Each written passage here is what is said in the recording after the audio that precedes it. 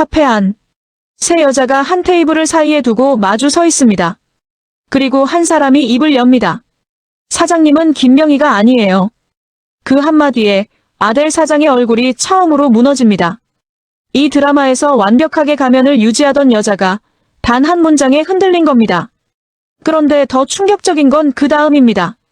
무너진 줄 알았던 그 여자가 눈을 한번 감았다 뜨더니 오히려 이렇게 받아칩니다. 그래서요. 그 사실을 알고 이제 어쩌려고요? 세 사람의 비밀이 동시에 폭발한 그 순간. 이 드라마는 지금부터가 진짜입니다. 잠깐! 시작하기 전에 구독과 좋아요 꼭 부탁드립니다.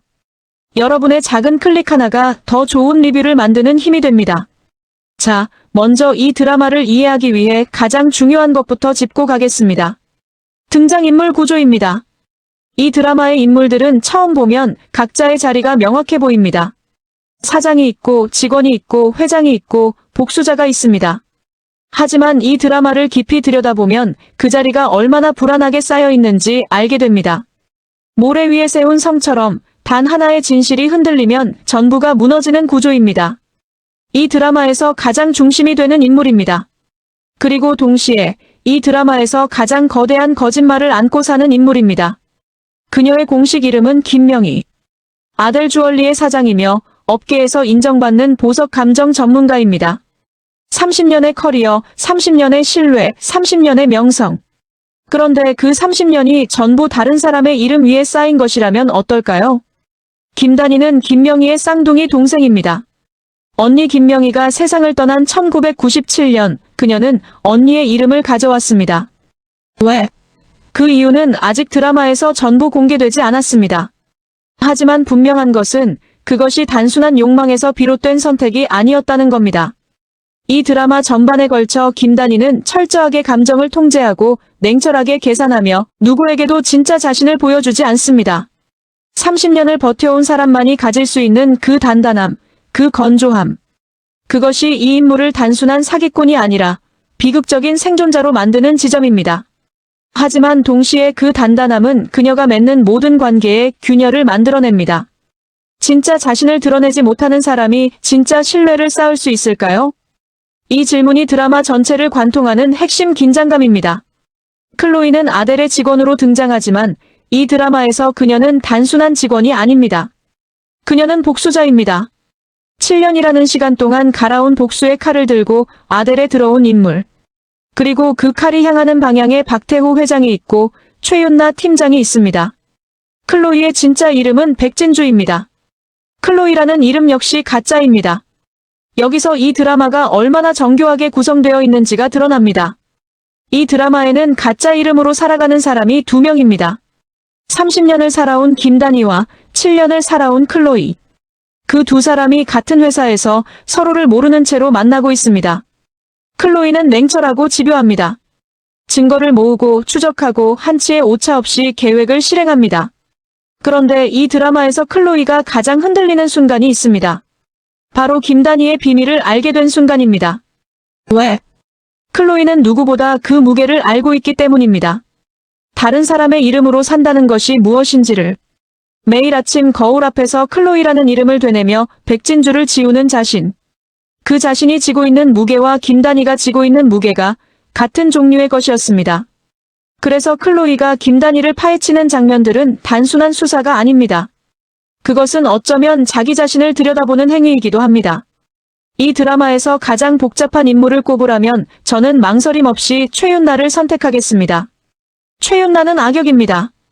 거짓 고발을 기획했고 남의 디자인을 훔쳤고 돈을 주고 증언을 유도했습니다. 그 어떤 관점에서 봐도 이 캐릭터는 나쁜 사람입니다. 그런데 이 드라마는 최윤나에게 악역으로서의 단순함을 허락하지 않습니다. 최윤나가 김단희의 정체를 처음 의심하기 시작한 것은 아델에 입사한 지 2년째 되던 해였습니다. 보석 감정실에서 김단희의 작업을 가까이에서 지켜보던 중 아주 미세한 위화감을 포착합니다. 루페를 잡는 손이 달랐습니다. 기록에는 왼손으로 루페를 잡는다고 되어 있었는데 현재의 김단희는 오른손으로 잡고 있었습니다. 이것 하나로 최윤나는 흔들리지 않았습니다. 하지만 이상한 점들이 하나씩 쌓여갔습니다. 오래된 거래처 이름을 기억하지 못하는 순간 학창시절 이야기를 교묘하게 돌리는 패턴.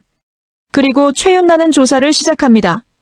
그런데 중요한 것은 그녀가 이 조사를 시작한 이유입니다. 호기심이 아니었습니다. 생존 본능이었습니다. 아델이라는 전장에서 살아남으려면 누군가의 약점을 손에 쥐어야 했고 그 약점을 찾는 것이 최윤나에게는 생존 전략이었습니다. 여기서 드는 질문이 있습니다. 최윤나는 정말 단순한 악인인가요? 아니면 이 냉혹한 기업 생태계에서 살아남기 위해 악인이 되어야 했던 사람인가요? 물론 그것이 그녀의 행동을 정당화하진 않습니다.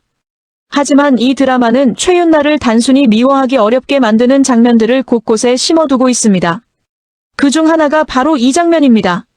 궁지에 몰려 처음으로 김단희에게 이렇게 말했습니다. 돌려줘요. 제발 그건 돌려줘요. 처음으로 제발이라는 말이 나온 순간. 그리고 그 직후 최윤나는 완전히 다른 사람으로 돌변합니다. 공포를 삼키고 올라온 날카로움, 궁지에 몰린 짐승의 눈빛. 그 전환이 너무나 빠르고 자연스러워서 시청자는 어느 쪽이 진짜 최윤나인지 알 수 없게 됩니다. 그것이 이 인물의 가장 무서운 면입니다. 박태호는 이 드라마에서 가장 조용하게 무서운 인물입니다.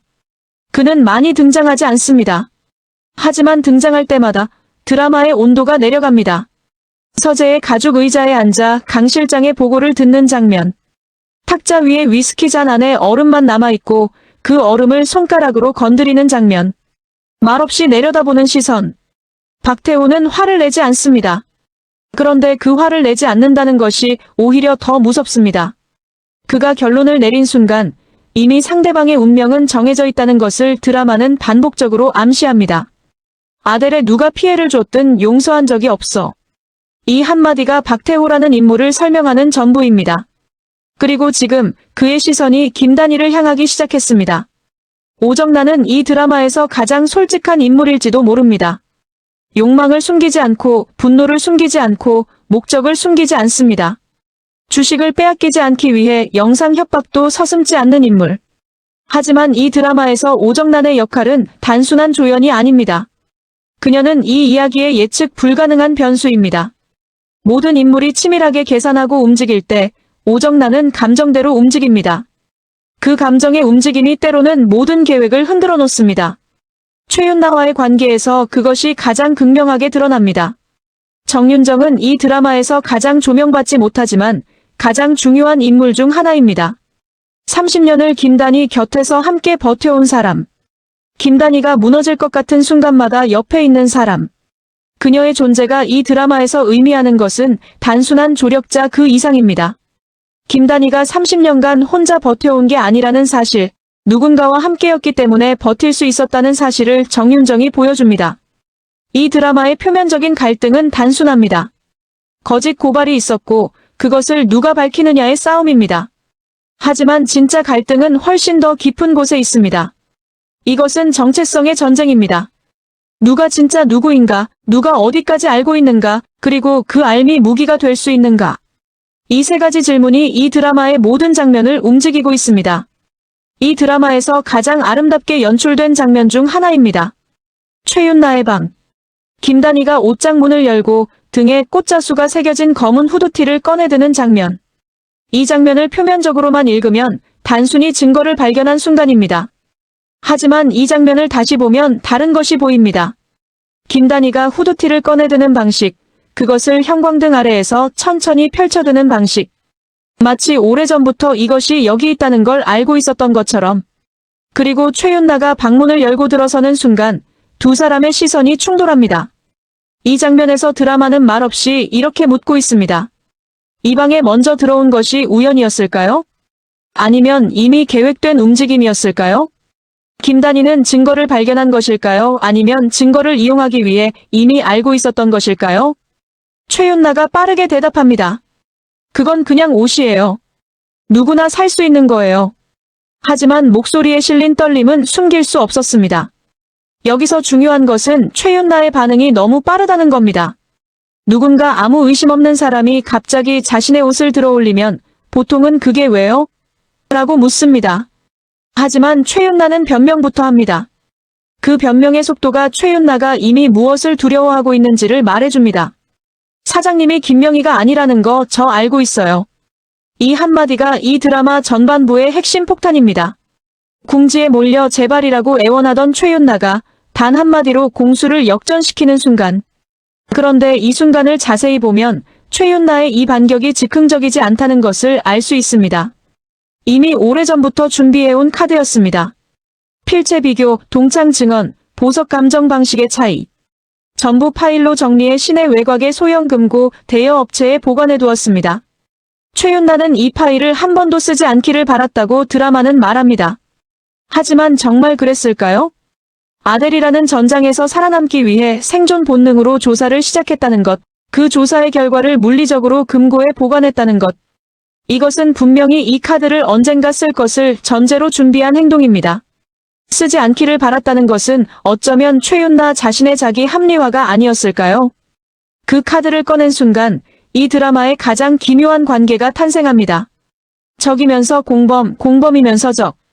서로의 치명적인 비밀을 쥔 두 여자가 동맹을 맺는 순간 김단희가 말합니다. 이 거래를 깨는 쪽이 먼저 끝나는 거예요. 최윤나 팀장이든 저든. 그리고 최윤나가 대답합니다. 당연하죠. 두 사람의 시선이 마지막으로 한번 부딪혔습니다. 이 동맹이 얼마나 오래 갈 수 있을까요? 서로를 전혀 믿지 않는 두 사람이 맺은 동맹. 이미 그 순간부터 균열은 시작되고 있었습니다. 이 드라마에서 가장 정교한 심리전 장면입니다. 클로이가 업무 미팅을 명목으로 김단희의 사무실을 찾아갑니다. 리브랜딩 자료를 펼쳐놓고 자연스럽게 대화를 시작합니다. 사장님, 리브랜딩 컨셉을 잡으면서 아델 주얼리의 역사를 좀 봤거든요.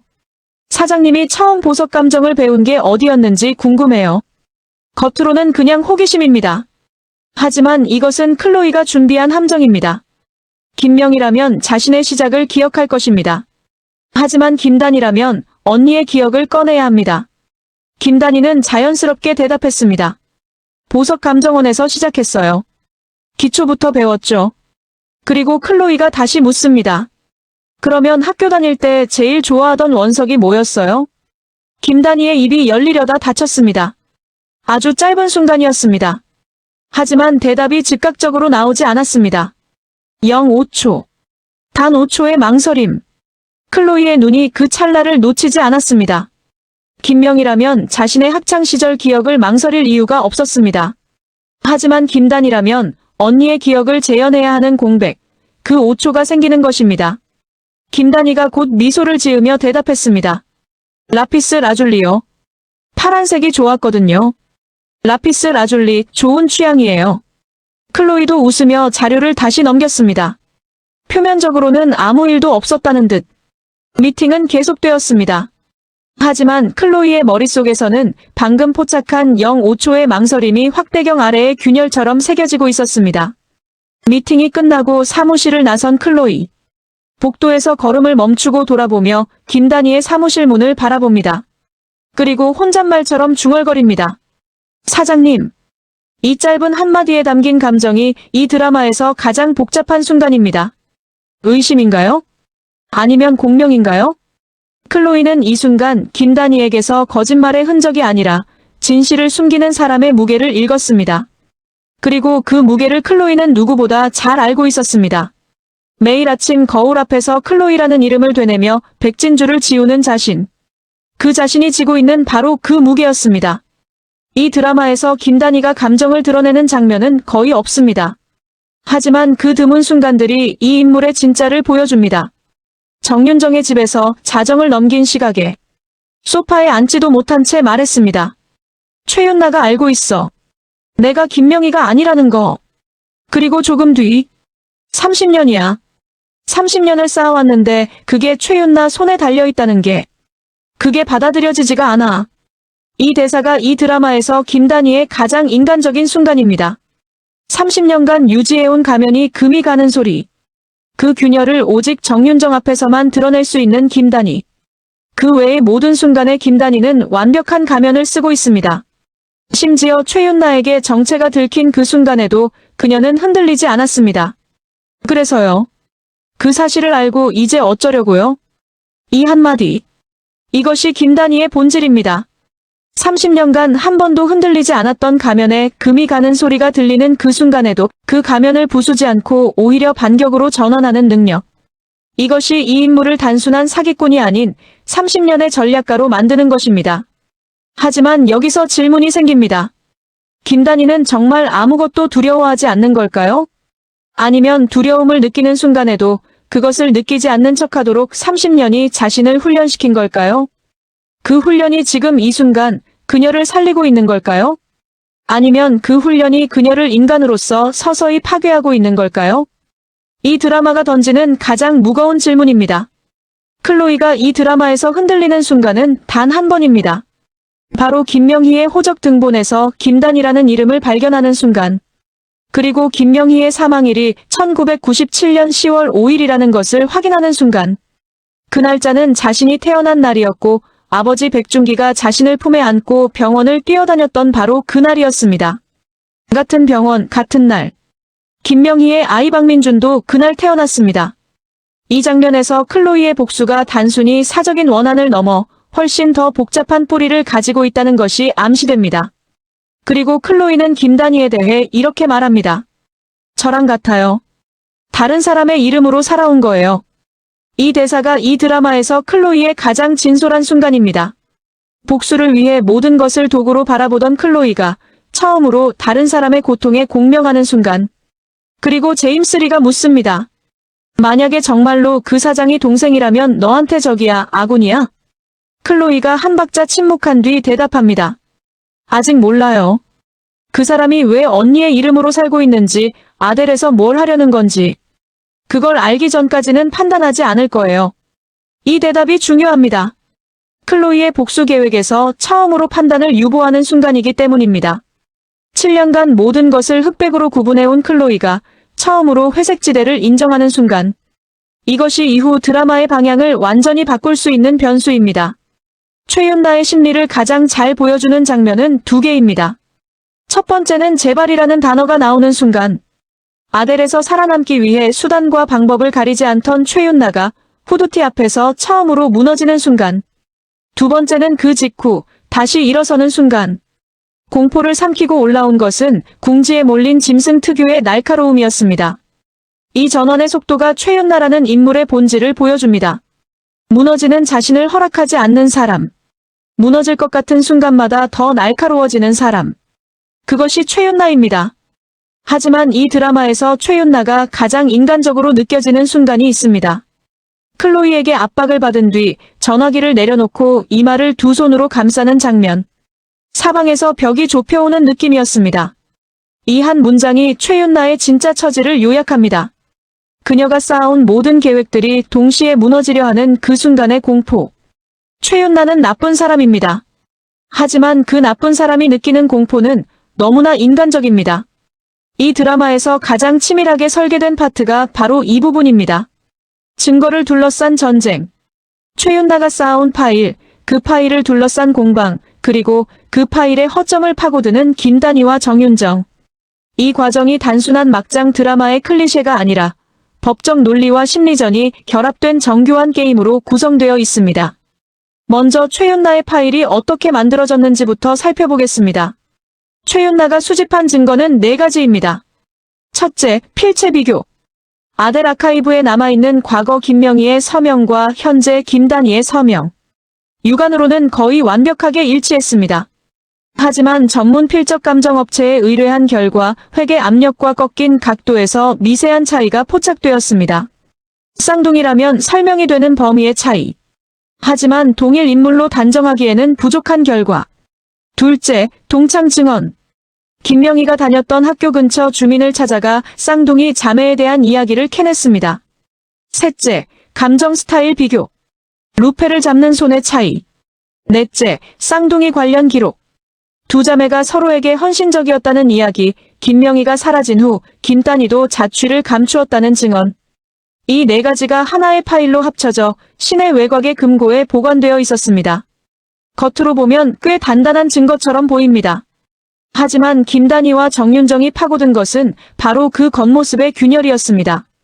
정윤정이 최윤나가 접촉한 인물들을 하나씩 추적합니다. 그리고 핵심 증언들이 어떻게 수집되었는지를 확인합니다. 첫 번째 동창. 최윤나가 돈을 줬습니다. 닮아도 너무 닮아서 구별이 안 될 정도였다고 했더니 그걸 녹음했습니다.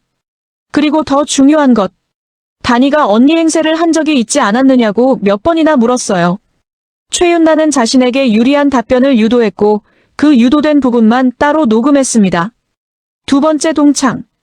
김명희의 필체가 담긴 오래된 편지를 건네주었는데 그 대가로 상당한 금액을 받았다고 시인했습니다. 이것이 의미하는 것은 무엇일까요? 최윤나의 파일은 완벽한 증거가 아닙니다. 금전 대가로 유도된 증언, 자신에게 유리한 부분만 선별된 녹음. 이것을 회장에게 가져가면 오히려 최윤나 자신이 조작된 증거로 윗사람을 무고하려 한 것이 됩니다. 김단희가 최윤나에게 이것을 보여주는 카페 장면. 최윤나 팀장이 모아둔 파일의 핵심 증언이 돈 주고 유도한 거라는 증거예요. 최윤나의 얼굴이 하얗게 변하는 순간, 봉투를 집어들어 확인하는 손이 떨리는 순간, 마지막 방패라고 믿었던 파일의 핵심이 무너지는 소리가 최윤나의 귀에 울립니다. 여기서 드라마는 완벽한 역전처럼 보이게 만듭니다. 하지만 진짜 역전일까요? 파일의 핵심이 흔들렸다 해도 파일 자체가 사라진 건 아닙니다. 그리고 클로이는 이미 독자적으로 김단희의 과거를 파악하고 있습니다. 호적 등본, 쌍둥이 자매 기록, 사망 기록의 불일치. 클로이는 최윤나와 달리 돈으로 증언을 사지 않았습니다. 공식 기록을 통해 접근했습니다. 이것이 훨씬 더 위험한 이유입니다. 자, 이제 이 드라마를 단순히 보는 것이 아니라 의심하는 시간입니다. 이 드라마에는 설명되지 않은 것들이 너무 많습니다. 그리고 그 설명되지 않은 것들이 이 드라마의 진짜 핵심일 수 있습니다. 이 드라마에서 가장 중요한 질문인데 가장 아직 답이 없는 질문입니다. 김명희가 사망한 것은 1997년 10월 5일. 그날 같은 병원에서 박민준도 태어났습니다. 그리고 클로이, 즉 백진주도 같은 날 태어났습니다. 이것이 우연일까요? 같은 날 같은 병원에서 일어난 세 개의 사건. 한 사람은 죽었고 두 사람은 태어났습니다. 그날 무슨 일이 있었던 걸까요? 김명희의 죽음과 이 두 아이의 탄생이 어떻게 연결되어 있는지가 이 드라마의 가장 깊은 뿌리일 가능성이 있습니다. 김단희가 언니의 이름을 가져간 것이 단순히 살아남기 위한 선택이었을까요?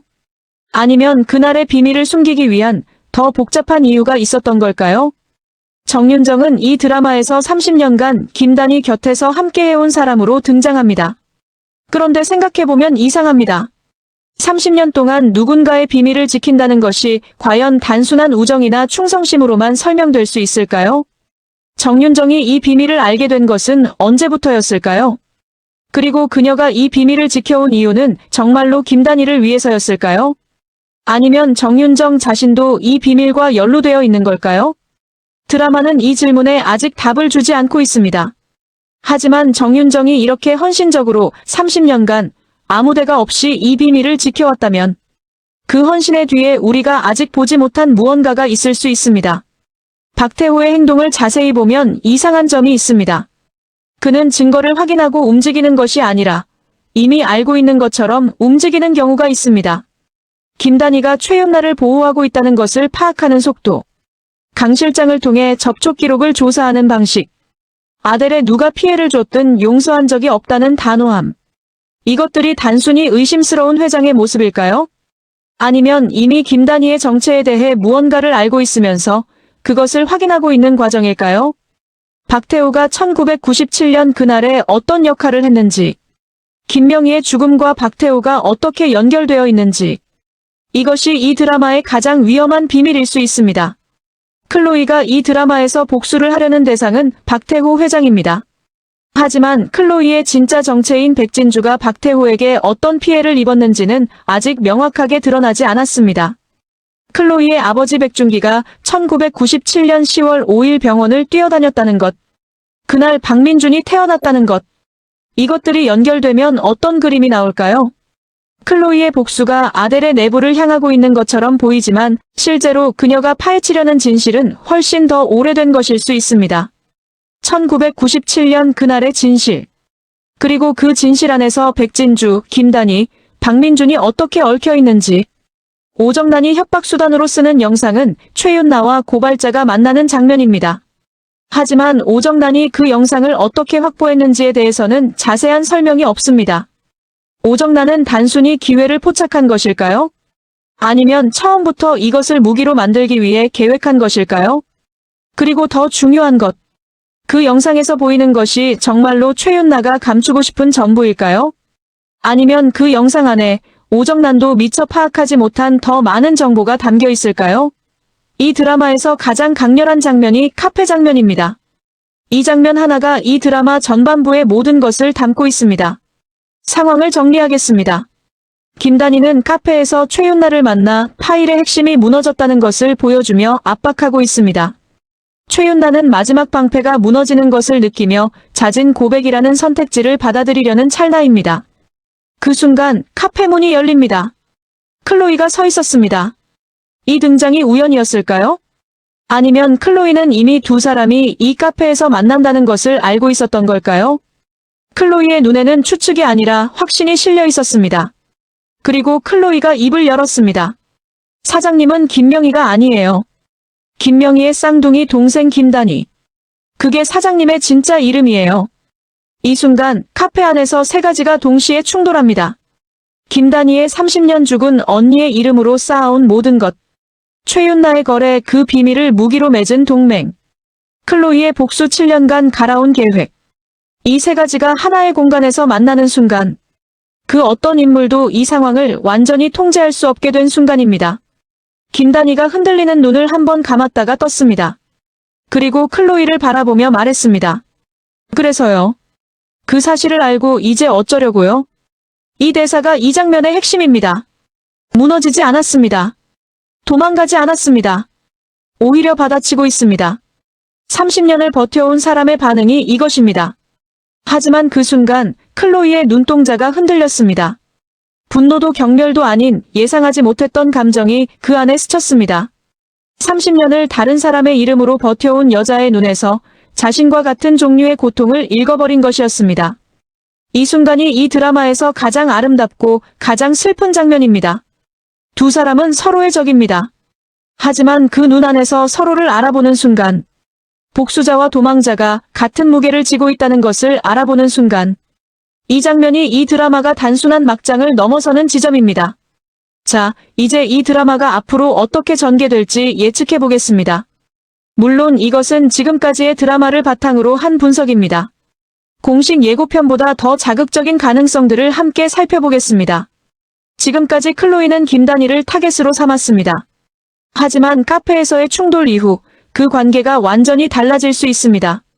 클로이가 김단희에게서 자신과 같은 고통을 읽어낸 그 순간, 클로이는 판단을 유보했습니다. 그 사람이 왜 언니의 이름으로 살고 있는지, 아델에서 뭘 하려는 건지, 그걸 알기 전까지는 판단하지 않을 거예요. 이것은 클로이가 김단희를 적으로 단정 짓지 않겠다는 선언입니다. 그리고 만약 김단희가 아델에 있는 이유가 클로이의 복수와 같은 방향을 향하고 있다면, 만약 두 사람이 공통의 적을 향하고 있다면, 박태호 회장. 클로이는 복수의 대상으로 박태호를 향하고 있습니다. 그리고 김단희가 30년간 언니의 이름으로 살아온 것이 박태호와 연결되어 있다면, 그 두 여자가 손을 잡는 순간 이 드라마의 판이 완전히 뒤집힐 수 있습니다.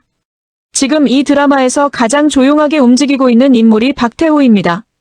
하지만 그 조용함이 오히려 가장 위험합니다. 박태호는 이미 김단희를 의심하고 있습니다. 강 실장을 통해 접촉 기록을 추적하고 있고 김단희를 서재로 불러 직접 압박하기도 했습니다. 박태호가 만약 김단희의 정체를 알게 된다면, 그리고 그것을 무기로 쓰기로 결정한다면, 최윤나의 파일보다 훨씬 더 강력하고 훨씬 더 위험한 힘으로 김단희를 압박할 수 있습니다. 그런데 여기서 반전의 가능성이 있습니다. 박태호가 이미 처음부터 알고 있었다면, 30년 전 김명희가 죽고 김단희가 김명희로 살기 시작한 그 시점부터 박태호가 그것을 알고 있었다면, 그리고 그것을 묵인했다면, 왜? 무엇 때문에? 이 질문에 대한 답이 이 드라마의 가장 깊은 비밀일 수 있습니다. 최윤나는 지금 사방이 막혀 있습니다. 김단희에게는 파일의 핵심이 무너졌고, 오정란에게는 영상 협박을 받고 있고, 클로이에게는 모든 것이 의심받고 있습니다. 궁지에 몰린 사람이 선택할 수 있는 것은 두 가지입니다. 항복하거나 모든 것을 걸고 마지막 배팅을 하거나. 최윤나는 항복하는 성격이 아닙니다. 그렇다면 그녀의 마지막 배팅은 무엇일까요? 파일이 허술해졌다면 더 강한 무기를 찾아야 합니다. 최윤나가 그 무기를 찾는다면 그것은 어디서 올까요? 오정난? 아니면 전혀 예상치 못한 곳에서? 이 드라마에서 최윤나가 진짜 터질 때가 오면 그것은 우리가 예상하는 방식이 아닐 수 있습니다. 왜냐하면 최윤나는 예측 불가능한 사람이기 때문입니다. 오정난조차 너무 몰아붙이면 예측 불가한 사람이에요 라고 말했습니다. 최윤나의 예측 불가능성이 이 드라마에서 가장 폭발적인 순간을 만들어낼 가능성이 있습니다. 이 드라마가 진짜 터지는 순간은 1997년 10월 5일에 무슨 일이 있었는지가 밝혀지는 때일 것입니다. 김명희의 죽음, 김단희의 결단, 박민준의 탄생, 백진주의 탄생, 그리고 박태호의 역할. 이 5가지가 하나의 장면으로 연결되는 순간. 그 순간이 이 드라마의 진짜 클라이맥스입니다. 그리고 그 진실이 밝혀졌을 때 지금까지 보아온 모든 장면들이 전혀 다르게 보일 것입니다. 김단희가 언니의 이름을 가져간 것이 단순한 생존이 아니라 복수거나 보호였을 수도 있습니다. 클로이가 박태호를 향해 복수의 칼을 갈아온 것이 단순한 원한이 아니라 밝혀야 할 진실이 있기 때문일 수도 있습니다. 그리고 박태호가 지금까지 침묵해온 것이 무지 때문이 아니라 그 진실을 가장 잘 알고 있기 때문일 수도 있습니다. 이 드라마를 단순히 막장 드라마로 보면 재미있습니다. 하지만 이 드라마를 조금 더 깊게 보면 훨씬 무거운 이야기가 숨어 있습니다. 이것은 이름에 관한 이야기입니다. 우리는 우리의 이름이 우리 자신이라고 생각합니다. 하지만 이름은 사실 우리에게 붙여진 것입니다. 우리가 선택하지 않았고 우리가 원하지 않았을 수도 있는 것. 그 이름이 무거울 때 우리는 어떻게 해야 할까요? 김단희는 자신의 이름 대신 언니의 이름을 선택했습니다. 클로이는 자신의 이름 대신 다른 이름을 선택했습니다. 두 사람 모두 자신의 이름을 버리고 다른 이름을 살고 있습니다. 그것이 그들을 자유롭게 했을까요? 아니면 이름이라는 감옥에서 더 두꺼운 감옥으로 옮겨간 것일까요? 이 드라마는 그 질문에 쉽게 답하지 않습니다. 하지만 그 질문을 계속 던지면서 시청자를 불편하게 만듭니다. 그 불편함이 이 드라마가 단순한 오락을 넘어서는 지점입니다. 우리는 우리의 이름으로 살고 있는가? 아니면 누군가가 우리에게 붙여준 역할을 마치 우리 자신인 것처럼 살고 있는가? 이 드라마의 진짜 질문은 여기에 있습니다. 이 드라마에는 반드시 다시 봐야 하는 장면들이 있습니다. 한 번 보면 단순한 대화처럼 보이지만 두 번 보면 그 안에 숨겨진 것들이 보이는 장면들. 함께 짚어보겠습니다. 이 대사는 이 드라마에서 3번 나옵니다. 첫 번째는 최윤나에게, 두 번째는 클로이에게. 그런데 두 번의 상황이 완전히 다릅니다. 최윤나에게 말할 때는 협상의 시작이었습니다. 클로이에게 말할 때는 도전의 시작이었습니다. 같은 대사가 다른 무게를 가지는 이유. 그것은 김단희가 두 상황에서 느끼는 공포의 종류가 달랐기 때문입니다. 최윤나는 비밀을 가진 자였습니다. 클로이는 진실을 가진 자였습니다. 비밀을 가진 자에게는 협상이 가능합니다. 하지만 진실을 가진 자에게는 협상이 아니라 선택이 필요합니다. 그 차이를 김단희는 알고 있었을 것입니다. 그래서 그 대사가 클로이 앞에서는 다른 울림을 가졌던 것입니다. 이 드라마에서 꽃자수는 단순한 소품이 아닙니다. 후드티의 꽃자수가 처음 등장하는 순간, 형광등 아래에서 선명하게 드러나는 그 자수. 그것이 범인을 특정하는 물증이면서 동시에 최윤나의 마지막 방패이기도 했습니다. 그리고 김단희가 그 후드티를 최윤나 앞에 내려놓는 순간, 검은 천 위의 꽃자수가 마지막으로 형광등 빛을 받아본 적이었습니다. 이 문장이 이 장면의 핵심입니다. 마지막으로라는 단어. 이것은 무언가의 끝을 의미합니다. 후드티가 증거로서 가지는 힘의 끝. 하지만 동시에 그것을 내려놓음으로써 김단희가 지불한 대가의 시작이기도 합니다. 클로이에게 약속했던 정의를 한 발 물러나야 했던 그 순간. 김단희의 가슴을 뜨겁게 태웠던 그 감정. 그것이 이 장면 안에 모두 담겨 있습니다. 이 장면은 불과 몇 초짜리입니다.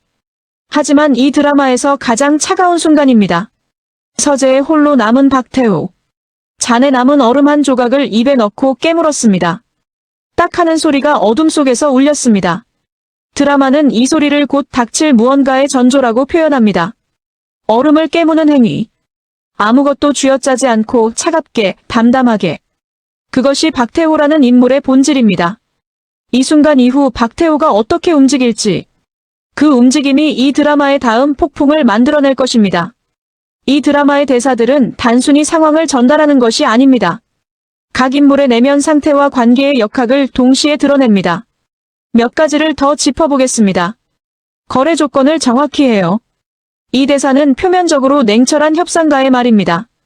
하지만 이 대사가 나오기 직전 무슨 일이 있었는지 생각해야 합니다. 30년간 지켜온 비밀이 처음으로 다른 사람의 입에서 나온 순간, 그 충격을 김단희는 협상으로 전환했습니다. 그 전환의 속도가 30년이라는 훈련의 결과입니다.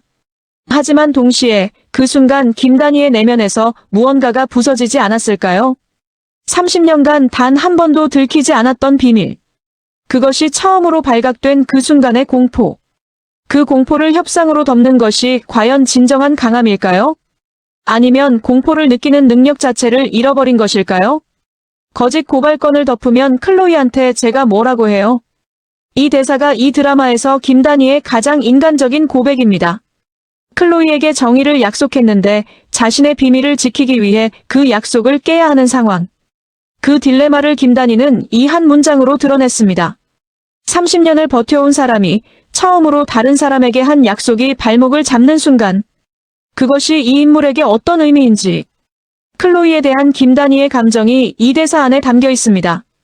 30년을 다른 사람의 이름으로 버텨온 여자와 7년을 다른 사람의 이름으로 싸워온 자신. 이 문장은 클로이의 내면에서 나오는 것입니다.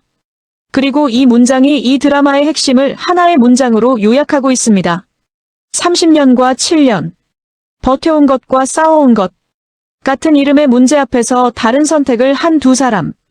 그 두 사람이 지금 같은 공간에서 서로를 향해 한 발씩 다가가고 있습니다. 이 드라마를 보면서 반드시 가져야 할 질문들을 정리해드리겠습니다. 이 질문들에 대한 답이 앞으로의 드라마 전개에서 반드시 나올 것이기 때문입니다. 이 질문에 대한 답이 이 드라마의 모든 것을 바꿀 수 있습니다. 사고였을까요? 아니면 누군가에 의한 것이었을까요? 그리고 만약 누군가에 의한 것이었다면 그 누군가가 이 드라마에 아직 등장하고 있는 걸까요? 30년 전 언니의 이름을 가져간 것이 생존을 위해서였다 해도 아델이라는 구체적인 장소에 있는 이유가 따로 있을 수 있습니다. 클로이처럼 김단희도 복수를 위해 아델에 있는 것일까요? 그 복수의 대상이 박태호일까요? 아니면 전혀 다른 누군가일까요? 제임스 리는 이 드라마에서 클로이의 조력자로 등장합니다. 하지만 그가 클로이를 돕는 이유가 명확하게 드러나지 않았습니다. 단순한 충성심인지 아니면 자신만의 목적이 있는지, 제임스 리가 클로이의 복수에서 얻는 것이 무엇인지, 이 질문의 답이 클로이에게 예상치 못한 위협이 될 수 있습니다. 오정란은 이 드라마에서 가장 감정적으로 움직이는 인물입니다. 그 감정적인 움직임이 지금까지는 오히려 상대를 불안하게 만드는 효과가 있었습니다. 하지만 이 게임이 점점 더 복잡해질수록 감정적인 움직임은 취약점이 될 수 있습니다. 오정란이 이 드라마에서 결국 어떤 운명을 맞이할지, 그리고 그녀의 파국이 다른 인물들에게 어떤 영향을 미칠지. 박태호는 아들의 피해를 준 사람을 용서한 적이 없다고 말했습니다. 하지만 그 아들이 어떤 피해를 입었는지 정확히 드라마에서 전달되지 않았습니다. 박태호가 아들을 통해 원하는 것이 단순히 기업의 성공인지 아니면 그것을 통해 어떤 더 깊은 목적이 있는지. 이 질문에 대한 답이 이 드라마의 진짜 빌런이 누구인지를 결정할 것입니다. 이 드라마에서 가장 무서운 것은 악당이 아닙니다. 이 드라마에서 가장 무서운 것은 관계가 무기가 된다는 것입니다. 클로이와 김단희 사이의 신뢰, 최윤나와 김단희 사이의 동맹, 정윤정과 김단희 사이의 30년. 이 모든 관계가 동시에 무기이기도 하고 약점이기도 합니다. 클로이가 김단희에게 가장 위험한 이유. 그것은 클로이가 적이기 때문이 아닙니다. 클로이가 김단희를 이해하는 사람이기 때문입니다. 이해하는 사람이야말로 가장 정확하게 급소를 찌를 수 있습니다. 그리고 반대로 이해하는 사람이야말로 가장 쉽게 용서할 수도 있습니다. 이 드라마에서 클로이와 김단희의 관계가 어떻게 전개될지가 이 드라마의 가장 중요한 축입니다.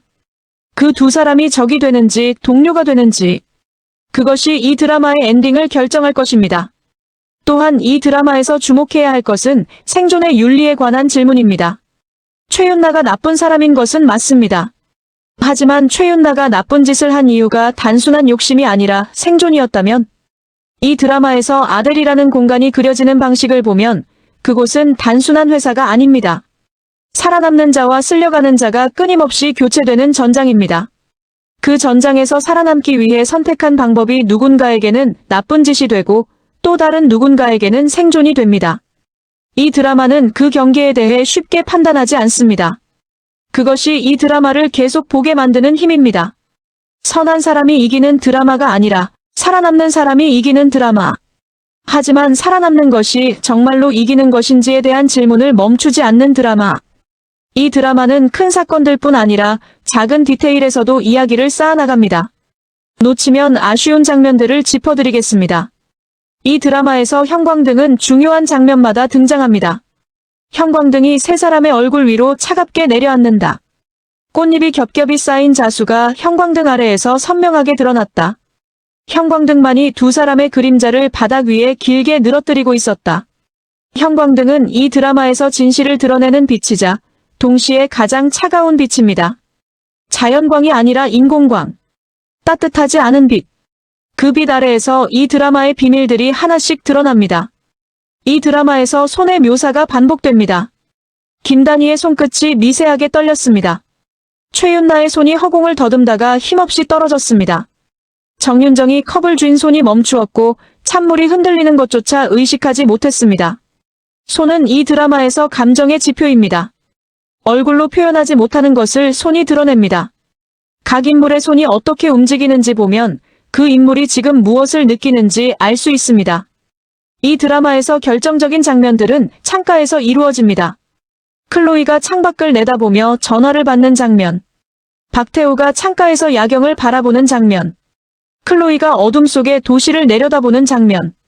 창밖의 도시는 이 드라마에서 인물들이 통제할 수 없는 세계를 상징합니다. 그 세계를 내다보는 행위는 자신이 통제할 수 없는 것들과 마주하는 순간입니다.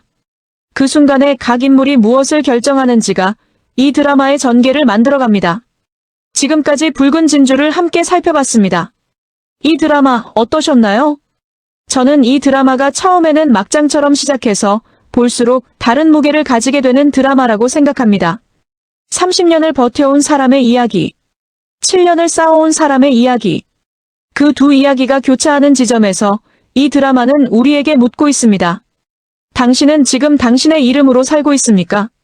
그리고 그 이름이 무거울 때 당신은 어떤 선택을 하겠습니까? 한 가지만은 분명합니다. 이 드라마에서 진짜 반전은 아직 나오지 않았습니다. 1997년 10월 5일의 진실이 밝혀지는 순간. 그 순간이 오면 지금 여러분이 알고 있는 이 드라마의 모든 것이 전혀 다르게 보일 것입니다. 그 순간을 함께 보기 위해서 저도 계속 이 드라마를 따라가겠습니다. 다음 리뷰에서 뵙겠습니다. 오늘 영상이 도움이 되셨다면 구독과 좋아요 부탁드립니다. 여러분의 댓글 한마디가 다음 리뷰의 방향을 결정합니다. 이 드라마에 대해 여러분은 어떻게 생각하시나요? 김단희와 클로이, 과연 동료가 될 수 있을까요? 댓글로 의견 남겨주세요. 감사합니다.